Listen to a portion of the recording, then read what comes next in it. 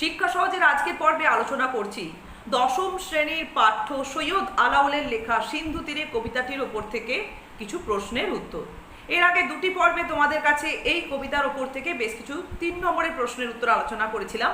আজকে মূলত কবিতাটির যে শেষের অংশ, যেখানে আমরা দেখব সমুদ্র রাজার কন্যা পদ্মা কিভাবে পঞ্চকন্যা অর্থাৎ চিতরে রানা রত্নসেনের বিবাহিতা স্ত্রী এবং তার 4 সখীর চেতনা ফিরিয়ে আনলেন, কি প্রার্থনা করলেন কার কাছে এবং কোন উপায় তিনি তাদের সুস্থ করে তুললেন, সেই অংশের ওপর থেকে কিছু প্রশ্নের উত্তর। দেখো, আজকে তোমাদের এর আগের পর্বে তোমাদের কাছে 4টি প্রশ্নের উত্তর আলোচনা হয়েছে। আজকে তাই 5 নম্বর প্রশ্নটি কি রয়েছে দেখো। বিধি মোরে না করো নৈরাশ, কে এই ধরনের প্রার্থনা করেছেন, এই ধরনের প্রার্থনার কারণই বাকি। তাহলে এখানে প্রার্থনা করেছেন সমুদ্র রাজার কন্যা পদ্মা বিধাতার কাছে। প্রথমে কিন্তু তোমরা যে কোনো প্রশ্নের উত্তরের উৎস উল্লেখ করবে সবার আগে। তা এরপরে দ্বিতীয় প্রশ্নের উত্তরে তোমরা বলবে যে কেন এই ধরনের প্রার্থনা করছেন। আলোচ্য অংশটিতে আমরা দেখি যে সমুদ্র রাজার কন্যা পদ্মা এক প্রভাতে সখীদের নিয়ে যখন উদ্যানে বেরিয়েছিলেন, তখন সিন্ধু তীরে বা সমুদ্র তীরে একটি ভেলা উপনীত হতে দেখে কৌতূহল বশত সেদিকে যান আর দেখেন পঞ্চকন্যা অচৈতন্য অবস্থায় সেখানে পড়ে রয়েছে। তাদের মধ্যবর্তী কন্যার মনোরম রূপ ও সৌন্দর্য দেখে সমুদ্র রাজার কন্যা পদ্মার মনে বিস্ময় জাগ্রত হয়, কিন্তু তাদের সেই অচৈতন্য অবস্থা, অবিন্যস্ত কেশ বেশ দেখে মনে মনে খুবই দুঃখিত হন। তাই যেভাবেই হোক তাদের সেবা শুশ্রূষা করে সুস্থ করে তোলার প্রার্থনাতেই এখানে বিধির কাছে যেন একটা করুণ আবেদন বা মিনতি রেখেছেন। ব্যাস, এটুকুনি হলো দ্বিতীয় প্রশ্নের উত্তর। এরপরে দেখো 6 নম্বর প্রশ্নে কি রয়েছে। চিকিৎসিমু প্রাণপণ, কার বা কাদের ওপর চিকিৎসা করার কথা এখানে বলা হয়েছে, সেই চিকিৎসার বিবরণ দাও। তাহলে আমরা এখানে কাহিনীর পূর্বসূত্র থেকে বুঝতেই পারি সমুদ্র রাজা কন্যা পদ্মার নগরীর মনোরম নগরীর সিন্ধু তীরে যে পঞ্চকন্যা উপনীত হয়েছিলেন, তাদের মধ্যবর্তী রূপে যিনি অতি মনোরম ছিলেন, তিনি ছিলেন মূলত চিতরে রানা রত্নসেনের বিবাহিতা স্ত্রী এবং সিংহল রাজকন্যা, আর বাদ বাকি 4 জন ছিলেন তার সখী। এখানে তাদের ওপরেই চিকিৎসা করে তাদের সুস্থ করে তোলার কথা ভেবেছেন সমুদ্র রাজার কন্যা পদ্মা। তাহলে কি উপায় তাদের উপর চিকিৎসা করা হলো? দেখো, এই উপায় পূর্বে যে সমুদ্র রাজার কন্যা পদ্মা প্রার্থনা করেছেন সেটাও কিন্তু তোমাদের উল্লেখ করতে হবে। তাহলে এর দ্বিতীয় অংশের উত্তরে আমরা বলবো, সিন্ধু তীরে আচ্ছন্ন অবস্থায় পড়ে থাকা পঞ্চকন্যাকে দেখে সমুদ্র রাজার কন্যা পদ্মার মনে করুণার উদ্রেক হয়। তাদের সেই অবিন্যস্ত কেশ বেশ এবং আচ্ছন্ন অবস্থা দেখে তিনি যেভাবেই হোক তাদের সুস্থ করে তোলবার জন্য বিধি অর্থাৎ বিধাতার কাছে প্রার্থনা করেন। নিজে পরীক্ষা করে দেখলেন যে সামান্য হলেও তাদের শ্বাস প্রশ্বাস চলছিল। তাই প্রথমেই তাদের সেবা শুশ্রূষা করার পূর্বেই তিনি তার পিতার পুণ্যের ফল এবং নিজের যে গুণের বল জোরে সর্বশক্তিমানের কাছে করুণা ভিক্ষা করেছেন।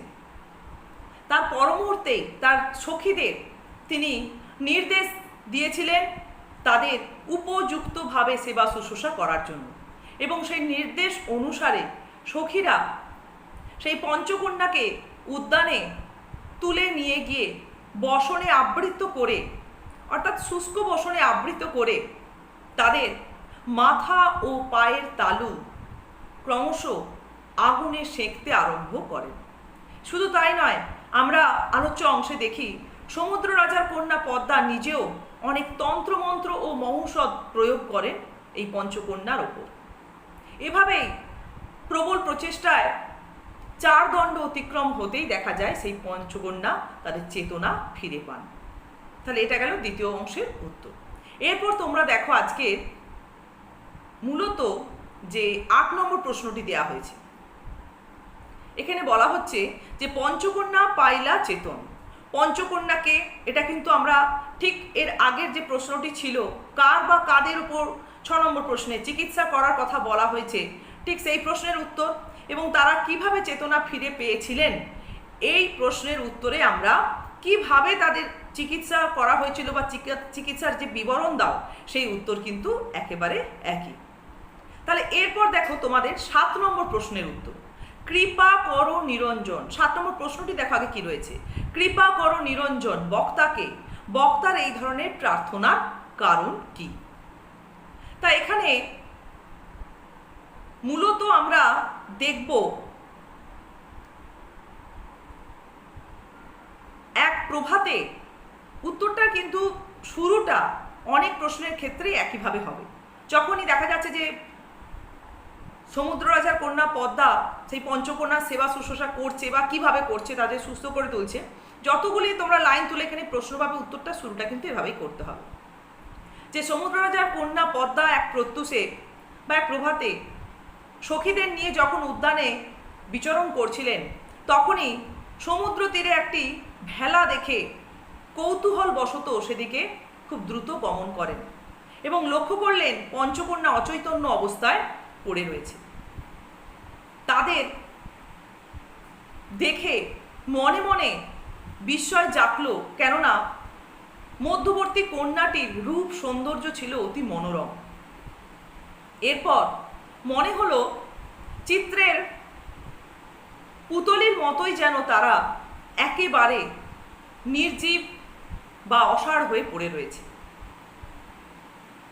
তাদের সৌন্দর্য কিন্তু সে অবস্থাতেও মনোরম। মনে মনে করুণার উদ্রেক হয় সমুদ্র রাজার কন্যার পদ্মার। তাদের সেই অবিন্যস্ত কেশ বেশ, তাদের সামান্য যে শ্বাস প্রশ্বাস চলেছে, এই সমস্ত কিছু দেখে তিনি স্থির করেন মনে মনে যেভাবেই হোক তাদের সেবা শুশ্রূষা করে সুস্থ করে তুলবেন। সে কারণেই তিনি প্রথমেই বিধাতার কাছে করুণা ভিক্ষা করেন, প্রার্থনা করেন। এরপর পিতার যত পুণ্যের ফল এবং তার নিজের যত ভাগ্যের বল, তার উপর নির্ভর করেও তিনি সর্বশক্তিমানের কাছ থেকে প্রার্থনা করেন যাতে করে তিনি সেই পঞ্চকন্যার চেতনা ফিরিয়ে আনতে পারেন। তাহলে তোমাদের এখানে প্রশ্নটি ছিল মূলত যে বক্তার এই ধরনের প্রার্থনার কারণ। তাহলে সেই পঞ্চকন্যার চেতনা ফিরিয়ে আনা এবং তাদের সুস্থ করে তোলার উদ্দেশ্যেই কিন্তু এই ধরনের প্রার্থনা এখানে সমুদ্র রাজার কন্যা পদ্মা করেছেন। এরপর দেখো আজকের শেষ প্রশ্ন, 9 নম্বর প্রশ্ন। 8 নম্বর প্রশ্নের উত্তরটা তোমাদের বললাম এক্ষুনি, যেটা 6 নম্বর প্রশ্নের মতোই একদম উত্তরটা হবে। 9 নম্বর প্রশ্নে রয়েছে শ্রীযুত মাগন গুণী এবং হীন আলাওল সুরচন। একদম এই টেক্সট পোর্শনের শেষে যে অংশটি রয়েছে, এই অংশগুলির তাৎপর্য কি। এখানে 2 দেওয়া হয়েছে, ধরো যে কোনো একটা অংশ ধরে যদি থাকে তোমার সেটা 2 মার্কসের মতোই উত্তর আসবে। তা 3 নম্বরের ক্ষেত্রে দেখা যাবে এর সঙ্গে একটা হয়তো অন্য কোনো অংশ যোগ করে দেওয়া হয়েছে। তা আমরা মূলত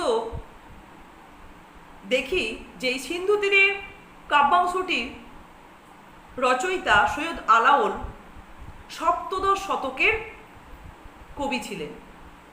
আরাকান রাজসভার অমাত্য মাগন গুণীর পৃষ্ঠপোষকতায় তিনি মূলত পদ্মাবতী কাব্যগ্রন্থটি রচনা করেছিলেন। এই মাগন গুণী তাকে অনবরত উৎসাহ প্রদান করেছিলেন এবং নানান রকম সুযোগ সুবিধা দিয়েছিলেন যাতে করে সৈয়দ আলাওল এই পদ্মাবতী কাব্যগ্রন্থটি রচনা করতে পারেন।